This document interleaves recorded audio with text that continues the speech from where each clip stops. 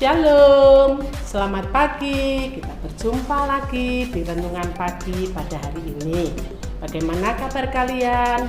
Pastinya luar biasa. Sebelumnya kita mau memuji nama Tuhan dengan judul Di Dalam Dunia Ada Dua Jalan.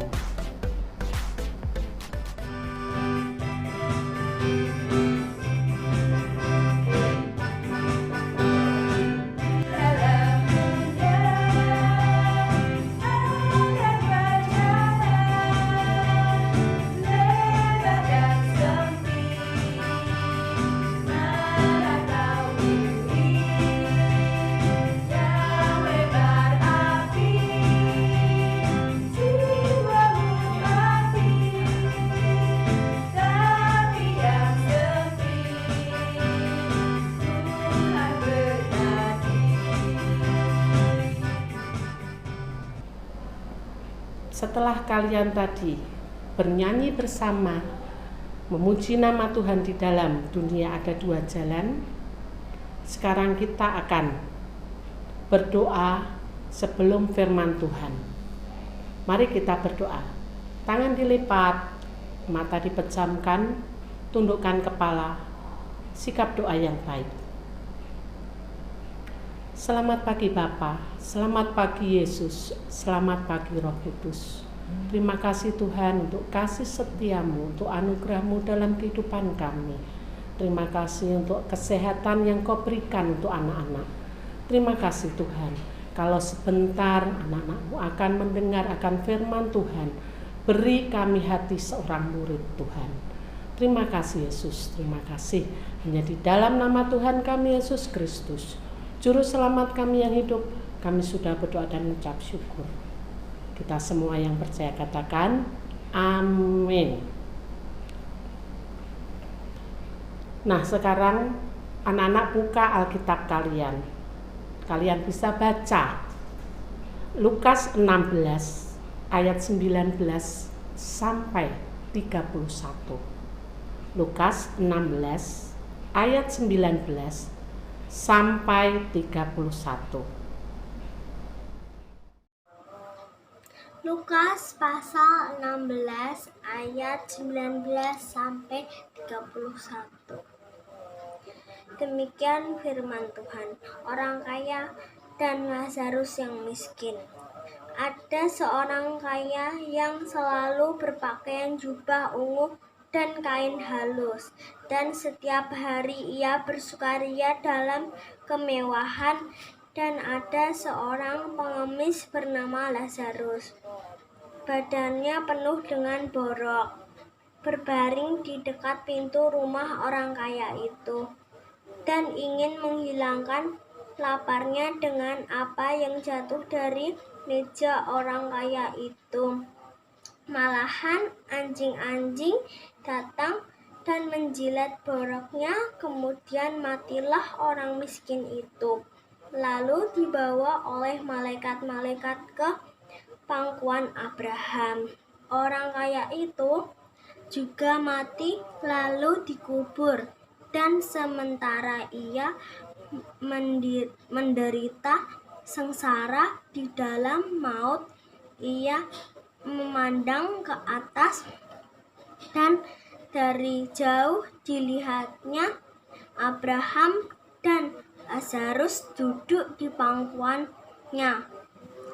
Lalu ia berseru, katanya, Bapak Abraham, kasihilah aku, suruh Lazarus supaya ia mencelupkan ujung jari ke dalam air yang menyejukkan lidahku, sebab aku sangat kesakitan dalam nyala api ini.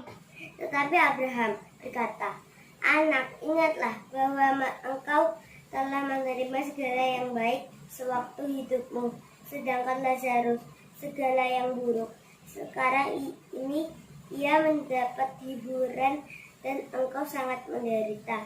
Selain daripada itu, di antara kami dan engkau terbentang jurang yang tak bisa terseberangi, supaya mereka yang mau pergi dari sini kepadamu ataupun mereka yang mau datang dari situ kepada kami tidak dapat menyeberang. Kata orang itu, kalau demikian aku minta kepadamu Bapa, supaya engkau menyuruh dia ke rumah ayahku, sebab masih ada 5 orang saudaraku, supaya ia memperingati mereka dengan sungguh-sungguh, agar mereka jangan masuk kelak ke dalam tempat penderitaan ini. Tetapi kata Abraham, ada pada mereka kesaksian Musa dan para nabi. Baiklah mereka mendengarkan kesaksian itu.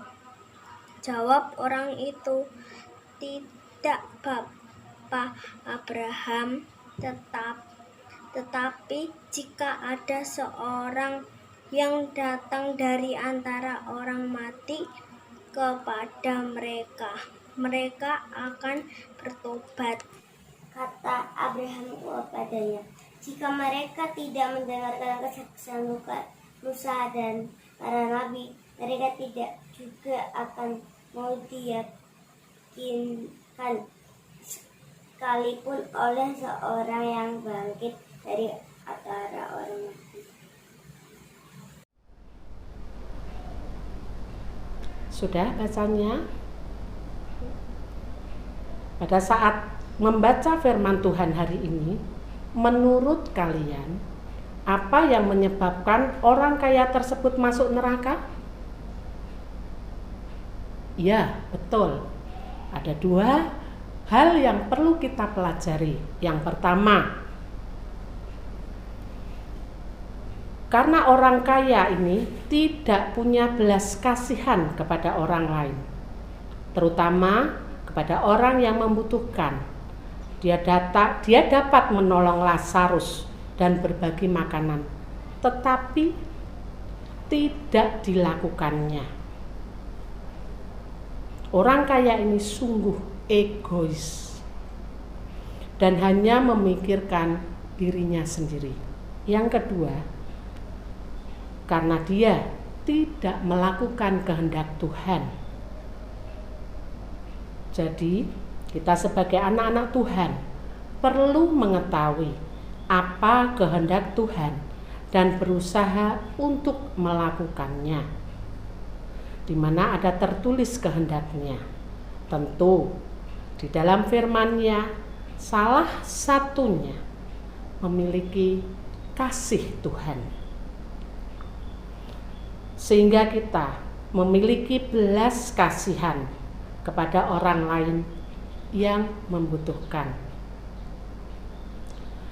Kita semua pasti rindu dan ingin masuk ke dalam surga, bukan?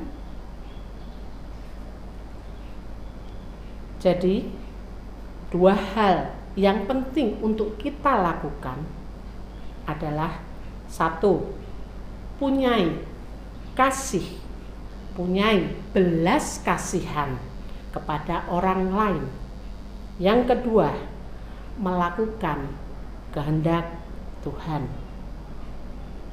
Ayat masnya hari ini 1 Petrus 5 ayat 8. 1 Petrus 5 ayat 8.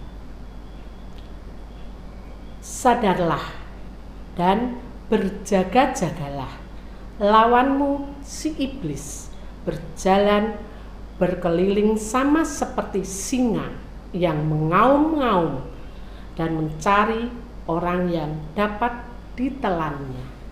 Sekali lagi kita akan baca ayat masnya. Sadarlah dan berjaga-jagalah, lawanmu si iblis berjalan keliling sama seperti singa yang mengaum-ngaum mencari orang yang dapat ditelannya. Amin. Mari kita berdoa.